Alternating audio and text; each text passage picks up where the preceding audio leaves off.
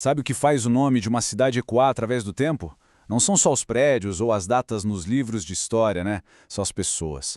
É uma teia de histórias. E para entender como essa teia é formada, a gente vai mergulhar na anatomia do legado de Limoeiro, lá em Pernambuco. Então, a grande pergunta é essa: o que é que faz um lugar ser de verdade inesquecível? E a cidade de Limoeiro, bom, ela talvez tenha algumas respostas bem interessantes para a gente.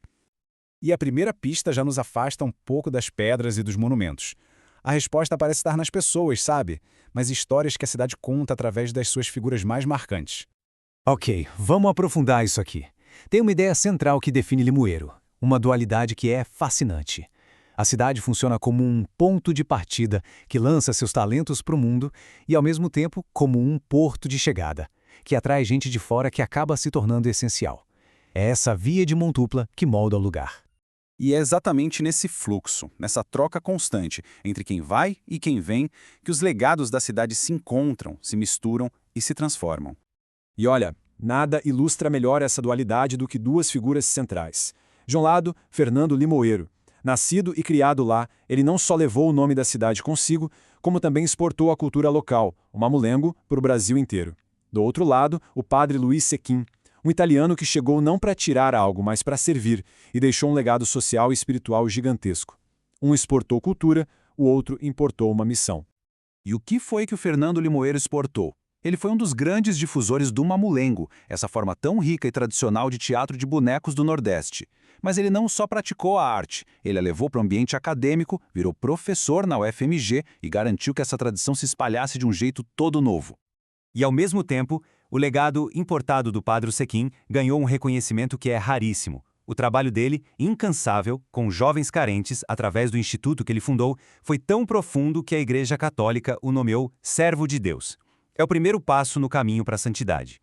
Essa dinâmica de legados que são construídos pelo serviço à comunidade também se reflete na política da cidade.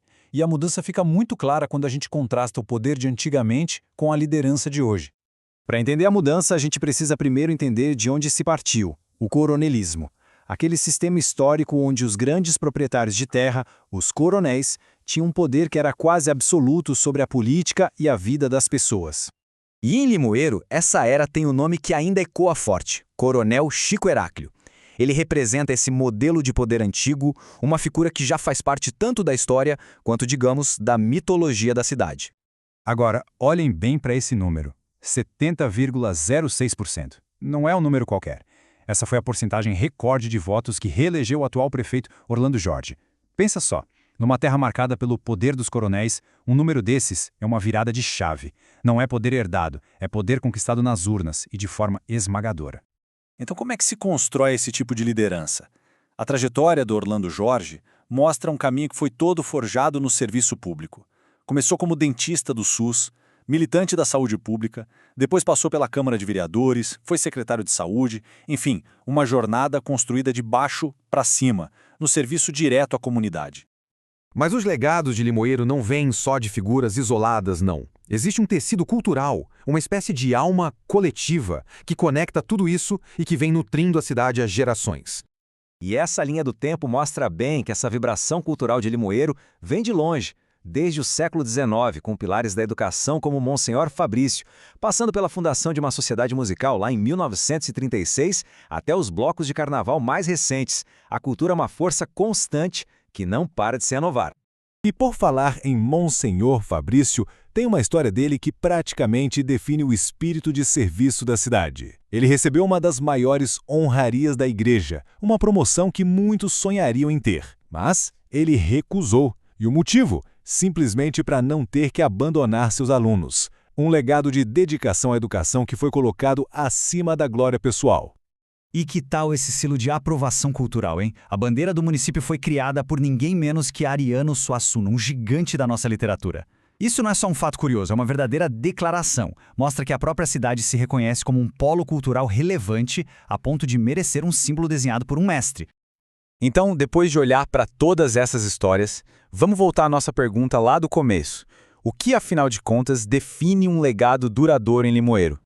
Juntando todas as peças, o que a gente vê? Um legado em Limoeiro parece ser construído sobre pilares muito claros: um senso profundo de serviço à comunidade, um compromisso de verdade com a educação, a coragem de levar as próprias raízes culturais para o mundo e, acima de tudo, essa mistura fértil entre os talentos da casa e as influências que chegam de fora. Isso tudo acaba deixando uma reflexão no ar.